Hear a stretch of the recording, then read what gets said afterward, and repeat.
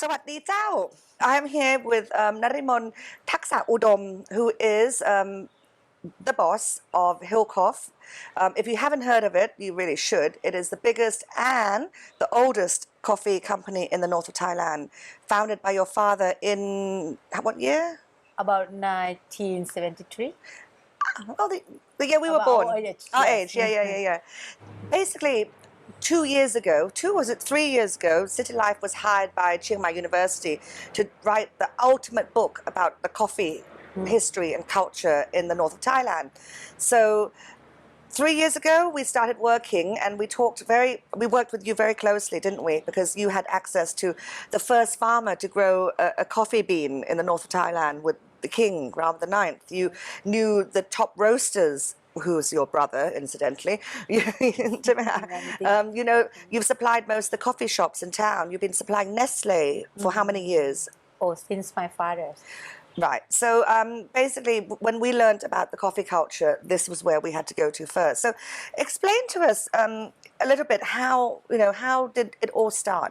How did your company or your father or your grandfather get involved with coffee? I saw they are traveling along the mountains many years. And when I was young, I followed them to sell clothes, sell equipment. Some is like a yarn, even the pin, small pin, and many kinds of coloring, vivid color clothes that dye color that all Hill tribe use, and that is something that people look is strange, and our city people don't like it. In those days, no? On those days, and it's very difficult to come down. So my father, as a second generation to run the Hill tribe business like this, he start working. Somehow he worked like a barter trade. He took the clothes there, exchange some agriculture, and bring it down and sell in the market. So like what would he bring down? Some kind is the grain, kidney beans, red kidney beans, pumpkins, tomatoes, various kinds. Right. Actually, they have like a พืชยาเสพติดต้องการที่จะกวาดล้างพืชยาเสพติด When they were eradicating opium in those days. The opium. Yeah. On that day, my father also try to explain to the Hill tribe to understand the policy and how that opium affect to their health, their life, their family. He's just a small trader. Was he doing this on his own, or was he working at that time with the Royal Project or the King? No. He was invited to join in some part. Like in the coffee part, he was invited to be a buyer. Right. To be a buyer, like a private sector, to join with the program. I remember you told me that. Yeah. Tell that story about when he was asked to buy, then he had to find somewhere to sell it, and he couldn't sell it anywhere. No, but they told us that, hey, we need somebody to buy things, to buy that coffee and process them and sell. He don't know anything about the coffee.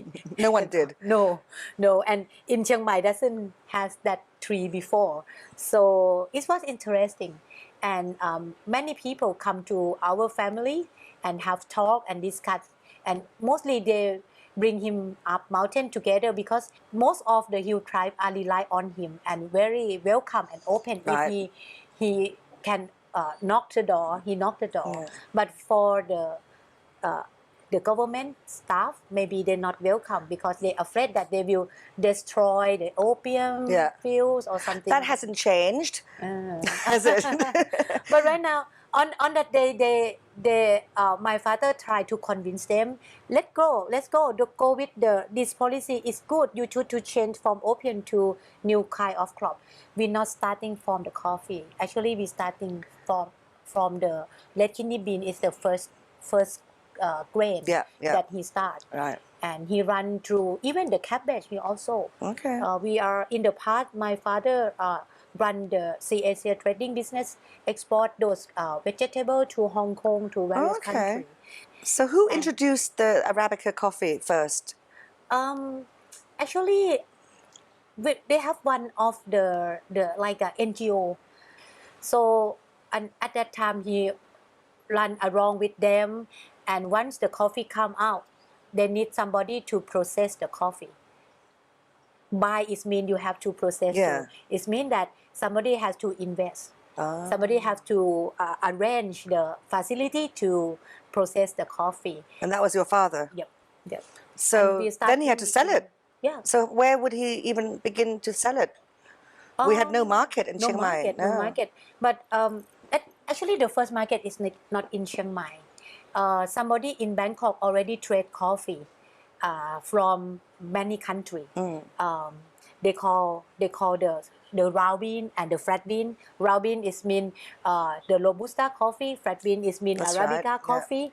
That is the word they used in the past. Oh. And he is the first one who go to the market and said that, hey, everyone I has the flat bean in Thailand. Mostly they are buy the raw bean from the south of Thailand. That's right. That's Yeah. right. So was it hard to sell it at first? Not hard, but not enough. Not enough. Not enough supply. It's too small to run, and the cost of operating cost is too high.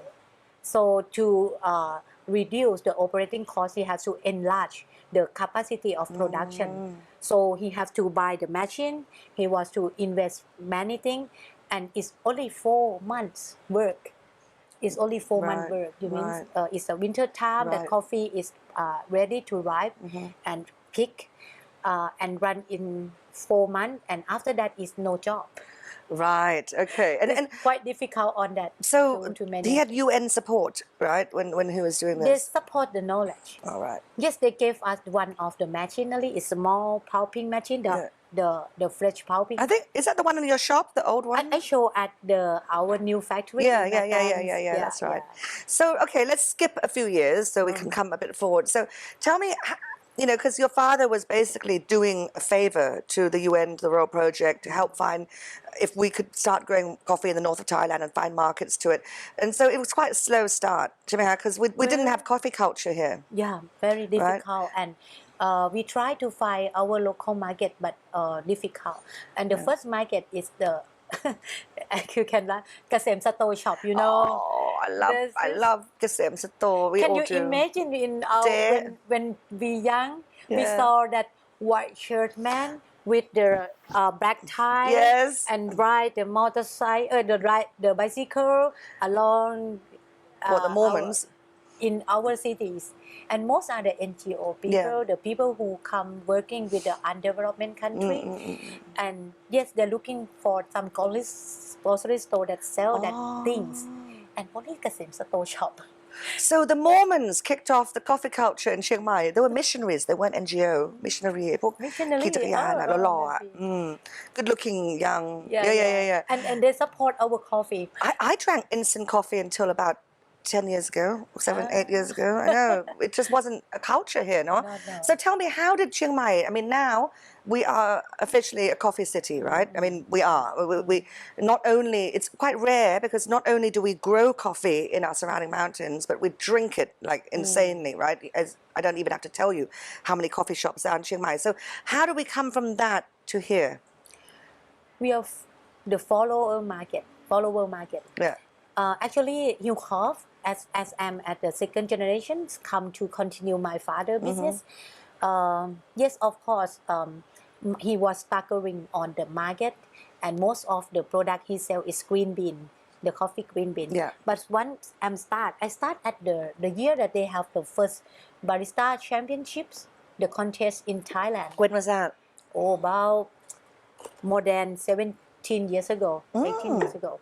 Thailand is like a new emerging market as the new consumer, and most of our generations come back from study abroad. That's exactly that time. Yeah. The market starting in Bangkok first. Yeah. I'm going to Bangkok and buy things. At that time, we try to find somebody who sell machineries. We found a few companies. Some companies sells machine, but if we not buy the beans, they're not working, they're not sales to us. Right. I think that it's starting in the time that the one of the book รินหัวใจใส่ธุรกิจ pour your heart into it, the Starbucks book is very well known. Really? I don't. On that day. Oh, okay. So basically, so you came back from abroad and you took over. Well, you came and joined the company and started growing coffee. So, how much coffee do you buy from how many farmers a year? About 600 tons to 1,000 tons a year. Tell me, there's some argument people have about growing coffee that it's not good for the environment, right? So how would you? I mean, I know you are very concerned about the environment. That's something that you've been spending a lot of time and investment in. So can you just tell me how big of an environmental impact is the coffee industry in the north of Thailand, and what you're doing to sort of balance it? So I reduce the carbon emission, carbon dioxide emission, to evaluate that how many kilogram carbon dioxide that used to produce 1 kilogram of coffee, and we got one number. It's about 3.94. About 4 kilogram of carbon dioxide can produce only a half kilogram coffee.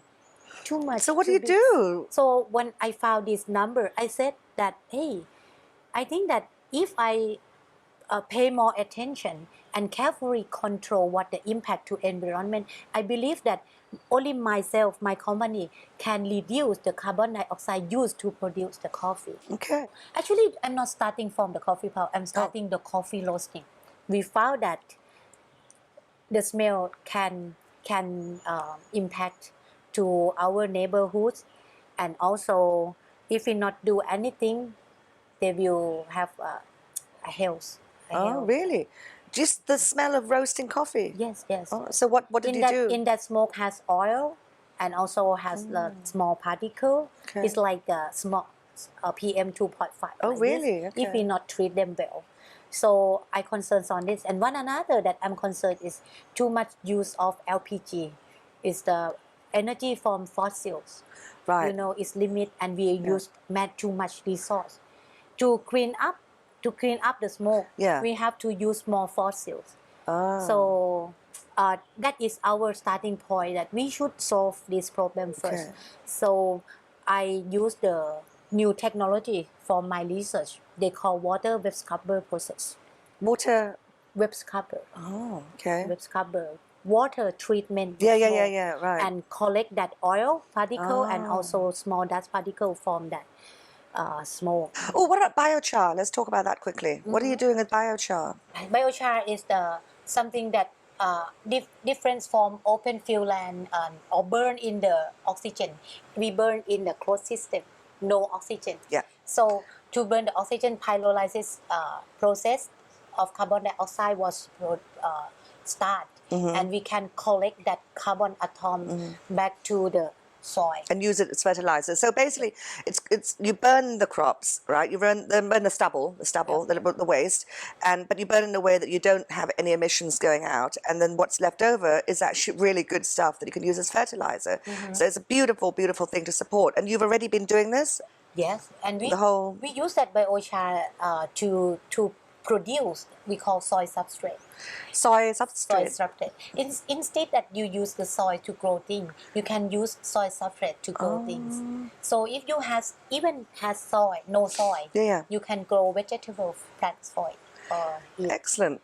So let's say you work with universities, you come up with technology. Are you sharing it with other companies so they can be responsible too? I mean, how does this work? Not many people look at me and understand. Most of them said that crazy, do something that doesn't have benefit, doesn't they call in Thai ไร้ประโยชน์ไร้สาระ Well, it's not at all. You're saving the environment. Like the banana, right? You've got this caramelized banana, right? That you grow the banana between the coffees. Is that it? How does that work? Banana is come later. Once we work for a long time with the farmer, and I believe that all the mindset of the coffee farmers was changed also. So not only economic impacts to the country. I think that to solve the problem, I have to do something more than return from the coffee. Right. One thing we found that my father fights from opium to the coffee. That's right. But on my generation, we fight from the corn. cornfield the corn. to the coffee. We don't like and them. also cabbage field that Yeah. use too much chemicals, Yeah. fertilizers, back to the coffee, because coffee is like the standing tea who Yeah. can live under the shade grown tea. Yeah. And So how long can a coffee tree last? no, lifetime. Oh, okay. Lifetime. Right. If they are pretty tree. It's a woman tree, so they love to live in a cold and chill place. Kind of like this. Yes, like this. And too sensitive. That Right. tree is too sensitive. Right. So they are the indicator to the climate change.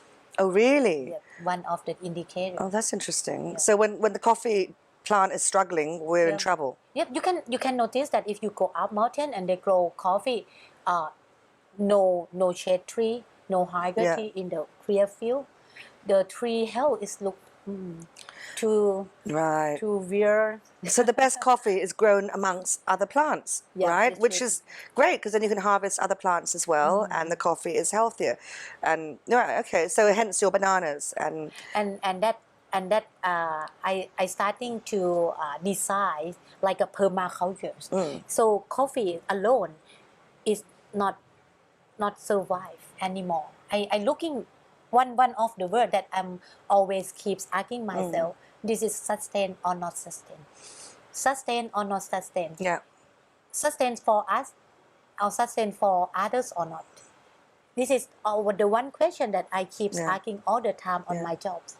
yeah. So that's I- your core I found that philosophy. now FTA Thailand, Yeah. and the demand about 3 or 4 times of coffee production. So many people want to open the door wide and want to welcome to coffee around the world come into Thailand. Right, and just That cut the is trees, grow coffee. Okay, no, that they not cut the tree. They don't want Thai coffee because it's plain. It's too expensive. What the Thai consumers don't want Thai coffee because it's expensive. It's cheaper to import coffee. Even they import, they can change to Thai name. That is real farmers or not? That's terrible. But This why is is real it more farmer. expensive to produce here? The labor intensive cost, Huh.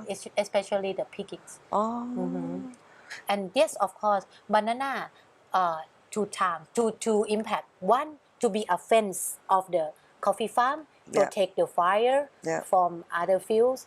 And the second, banana is new revenue income. We starting from the market size and decide back to the farm. right, right. So we decide that banana, you can see that it's not the normal banana because of very difficult to produce. We start even from the species of banana. Right, right. And trial and experiment many times and make sure that they can grow up mountain and fit with our farms. Right, right. And can bring it down. So banana is one thing, and we are also keep looking for other plant to put into the land. Yeah. And we decide like a land management, the field management for them. Instead of deforestation, Right. they use the farm more efficiently and have the revenue from other plant whole year. And we also has the jobs to work whole year also. Right. Ah, okay, So that's it's true. win-win, It's win-win. win-win. Yeah, yeah. And the same with the cherry. I love this story. So tell us about the cherry pulp.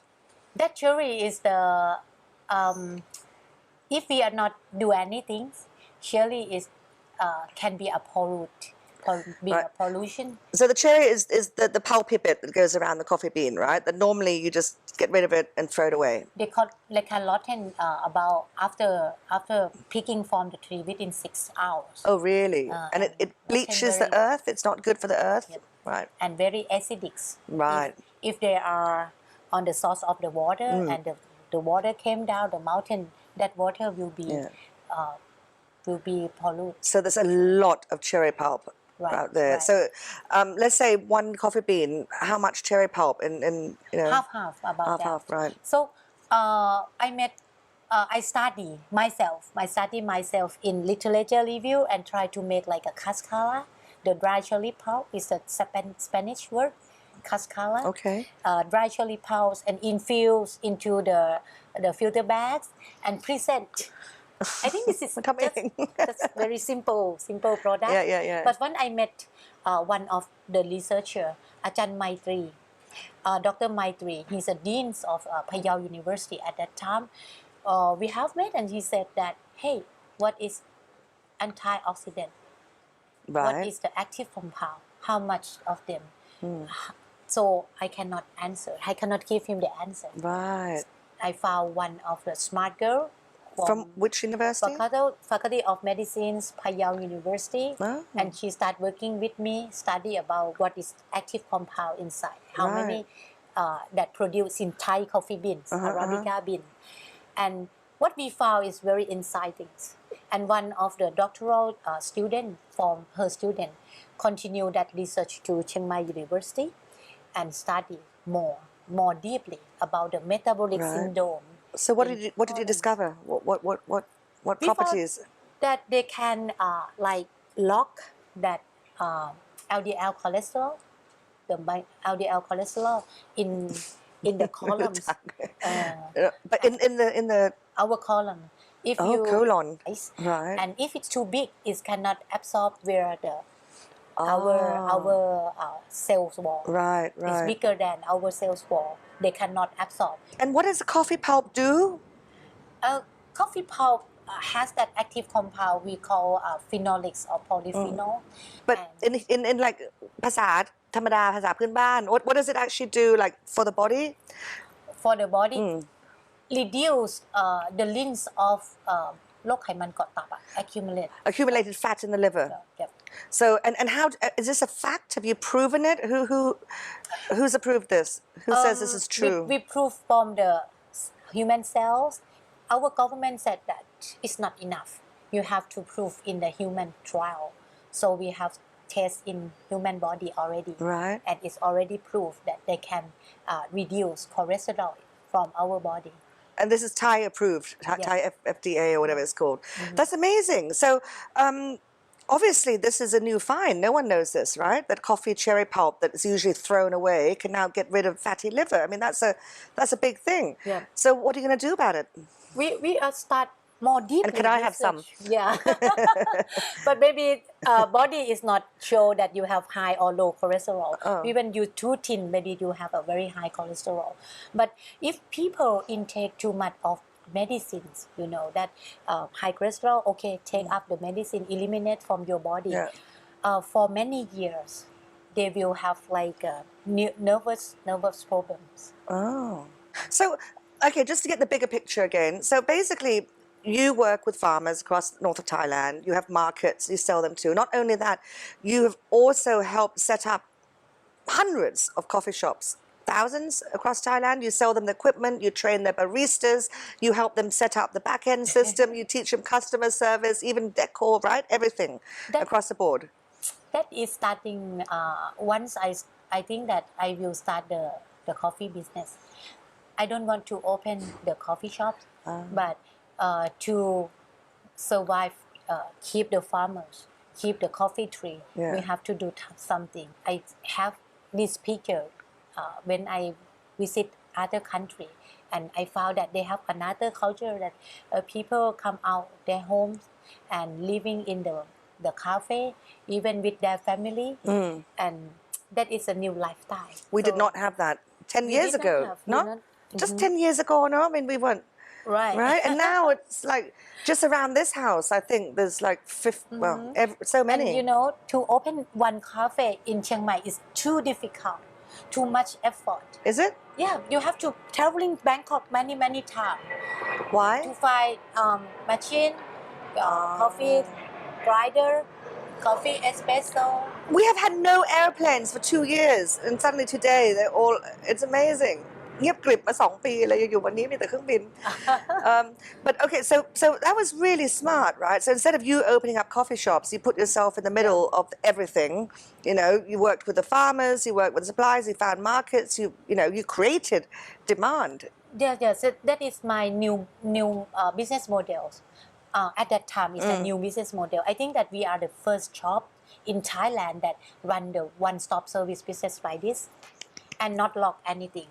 If you not buy our beans, you can buy our machines. Right. If you have your own machine, you want to use our service maintenance, we support you. So no monopoly. We don't like monopolies. no, I'm unlock everything Excellent. and make them free. So once it's free, people are welcome to go and participate with us. Yeah. But my models what change. You look at me at like a B2B business, but I don't think that. My business I call B2I. What's that? Business to inspirations. I think that like inspire people. Business If- to inspire. Yeah. If you come and see Hillkoff, you may want to do something with the coffee. Right. Maybe you want to have your own coffee at home. You want to bring some coffee to your friends and open the cafe. Any various things that about the coffee. We want to be like a one of the chain to lock you in. Yeah, well, you did. I mean, you basically pretty much single-handedly created a monster of a coffee culture in Chiang Mai, you know? My It's old amazing. vision. My old vision. You've got these really cool slogans I've been hearing, right? Small cup, big change, or what is it? Beyond the bean, jump out of the cup. So basically, you're now at a new stage in your business. You've established yourself for decades. You know, you've got really good relationships with the farmers. I hear you work with 1,000 farmers across the north of Thailand. That's a fair number of farmers. You've helped open hundreds or even thousands of coffee shops, right? You've held competitions, you've done whatever, you've done all of that. So what is the next stage? What are you doing now? Actually, it's an age of new generation, right? We have to prepare something because we getting older. Speak for yourself. I'm not. We have to prepare. So I have to do something that I can deliver my value to the futures. Yeah. So as a local business, we are the campaign jump out of the cups. I want to explain to the coffee industry that if you look at the coffee as a black drink, it's As a just what? black drink, Yeah. caffeine drink. Yeah. It's just a black and caffeine drink. That's it. But if you jump out, you can see that the coffee can be anything. Like Hillkoff, showing one we showcase is the coffee food. Yeah. We have a cafe that present the coffee food That's and right. gastronomy. What's it called, the cafe? Hom Klai. Hom Klai. Hom Klai. And then you have really cool things like coffee balsamic vinegar. Right. And what else? Like We have like a coffee steak. And today I bring you the ginger coffee. black ginger Black coffee. ginger, yeah. And coffee can be even the new material composite, can be the cosmeceuticals, can be confectionery as the banana snack. Right. And also coffee can be music instrument. What?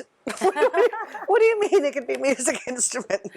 We compare the density of the coffee and found that in the Kayong drum, the Korean small drum, they can present three sounds of